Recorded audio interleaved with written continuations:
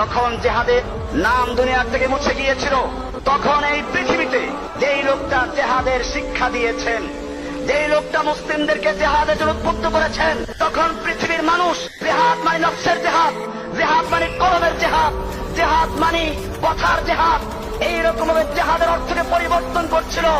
তখন সেই মুহূর্তে পৃথিবীর মানুষকে, বিশেষ করে মুসলিম জাতিকে আবার জেহাদের কথা বললেন, জেহাদের শিক্ষা দিলেন, বাতিলের বিরুদ্ধে দাঁড়াবার শক্তি শিক্ষা দিলেন।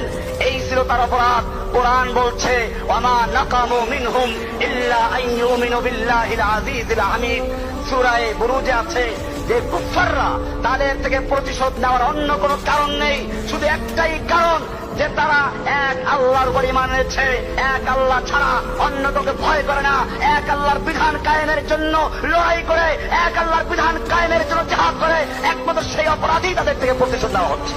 কোরআনুল কারীমে সূরা হজের 40 নম্বরে বলা হয়েছে আল্লাযীনা উখরিজু মিন দিয়ারিহিম বিগাইরি হাক্কিন, ওই সমস্ত মানুষেরা যাদেরকে তাদের ঘর বাড়ি থেকে, তাদের জনপদ থেকে বের করে দেওয়া হয়েছে, অথচ অপরাধ কি ছিল?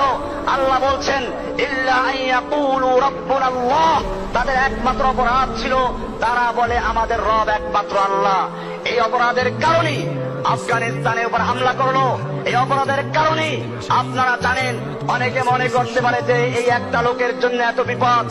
মনে করবেন না যে এটার কারণে হামলা, এটা একটা অজুহাত তালাশ করেছে তারা। নতুবা আমেরিকা ইরাকে হামলা করেছিল কিসের জন্য? ইরাকে তো আল কায়দা ছিল না, ইরাকে তো ওসামা বিন লাদেন ছিল না। কেন হামলা করলো? বলা হয়েছিল বিপুল বিধ্বংসী অস্ত্র রয়েছে। কোথায় গেল সে অস্ত্র? কেন পাইল না সে অস্ত্র? বোঝা গেল একটা চক্রান্ত ছিল মুসলিম বিশ্বকে ধ্বংস করার জন্য। ইহুদি খ্রিস্টানদের যে নতুন চক্রান্ত, তার অংশ হিসেবে তারা আফগানিস্তান হামলা করেছে, ইরাকে হামলা করেছে, ফিলিস্তিন দখল করেছে। এরকম এখন বর্তমানে গোটা মুসলিম দেশগুলোতে বিভিন্ন বিশৃঙ্খলা সৃষ্টি করছে একমাত্র একটা সন্ত্রাসী কারণে, তা হচ্ছে একমাত্র আমেরিকা। ভাইয়েরা আমার, যে কথা